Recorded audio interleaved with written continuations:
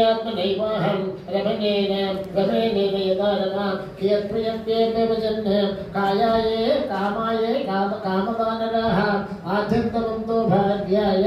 देवाभागारमित्युदाः नूनं मे भगवान् प्रेदो दुष्कृत्येनापि कर्मणः दुर्वेदोऽयं दुराशाय यज्ञे जातः सुखावः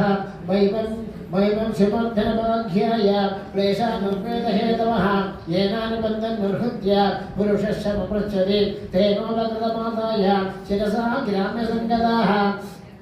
त्यक्त्वा दुराशा शरणं प्रजामिदमधीश्वरं सन्तुष्टा सन्तदत्येव तथा लाभेन जीवति विहयाग्नैहवः आत्मानारमणेन वै संसारकूटे पतितं विषयैर्मुषिते क्षणं ग्रस्तं कालाहिनात्मानं कोऽन्यस्त्रानुमदीश्वरः आत्मैव ह्यात्मनो गोप्ता निर्विद्येन यदा गिरद अप्रमत्त इदं पश्येत् ग्रस्तं कालाहिना जगत् ब्राह्मणो वाच ये व्यवसिनमते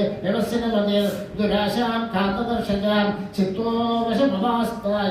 शय्यां विवेशसा आशा हि परमं दुःखं नैराश्यं परमं सुखं यथा सच्चिद्यकान्ताशा सुखं सुक्ष्वापपिङ्गला श्रीहरये नमः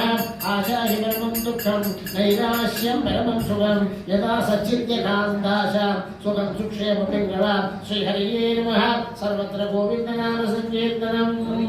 इति श्रीमद्भागवते महापुराणे पारमहंस्यां संहितायाम् एकादशस्कन्धे अष्टमोऽध्यायः श्रीहरिः नमः।